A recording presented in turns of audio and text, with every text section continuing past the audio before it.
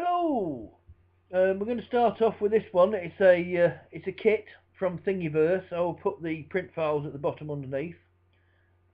Which this is out of alloy, or aluminium, however the Yanks say it wrong. It's a connecting rod, a con rod, and there'll be a piston, a gudgeon pin, and also a stand which I'm printing off. So you'll see the cat in the background. He often pops on the table. A good thing I did on this was actually putting rubber feet on it, because whenever the cat jumps on the table, it gives it enough movement to not jump the printer, which is good because he won't stay off the table. You'll probably see him on most of my prints. So it prints very nicely. The Ender 3, yes. Right, I've had a few problems. I've now got a glass bed. I've now got a bit of a different extruder. I'm going to explain that to you in a different video. I'm going to show you how to change the spools, change how to set the table up. When I do a print, I'm also going to give you my print settings, etc. Not only from Splicer, but also from the Ender, because I do change it a little bit, or alter it a little bit as it's going through. I have found, anyway, I'll go into what I do and everything else. I've been doing it about a month. I've got problems, what probably most everybody has, where you get like your filament not coming out properly, your bed height not being right.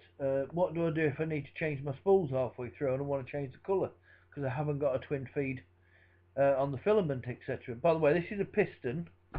This is another thing I'll cover on a different day, is stanchions. All these long pieces at the front, where you can see the little triangles with the lines on, they are all stanchions, and they are sometimes an absolute pig if you haven't got your filament temperature and all the rest of it right to take them off afterwards. This was quite an easy one, this. I put a copper top on this one, so this was aluminium filament with a copper filament top on the piston, just to make it look a little bit different, as it's going to be a birthday present. So quite a nice little one, that one is. Now here's the stand. Now this filament came from Newark Glider Distributions model shop. Big aircraft model shop where it sells all sorts of RC, but it's a good one. It's well worth a walk round. I have found that their filament, this purple, is the shiniest that I've been able to get, and to be honest, it's the easiest to print with the less stringing as well. It's a little bit dearer. I think it's about 14 quid a kilo, I think it is. I could be wrong on that one, don't quote me. But go in, say where you got the information from YouTube. I'm going to put their bit down at the bottom as well. I have found that cheap filament is cheap for a reason. Doesn't print as well. So, but yeah, Newark Glider Distribution. You'll find them. You can find them on Google. Give them a ring. They're pretty good. They also sell the Ender 3 as well. That's where I got mine from. And they're very good for support. We're supporting each other, actually, to be honest, which is a really good way of doing it. But yes, if you want to get a printer with actually a shop to go and talk to in Nottinghamshire, it's just on the edge of Lincolnshire. It's at Newark.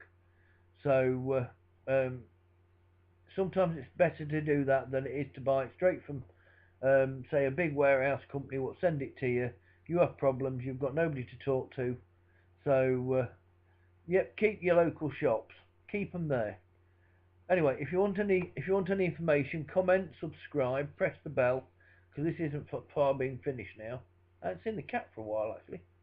So, I'll be surprised. I think we're going to make the end of the print this time without him jumping on the table and bouncing about all over the shop.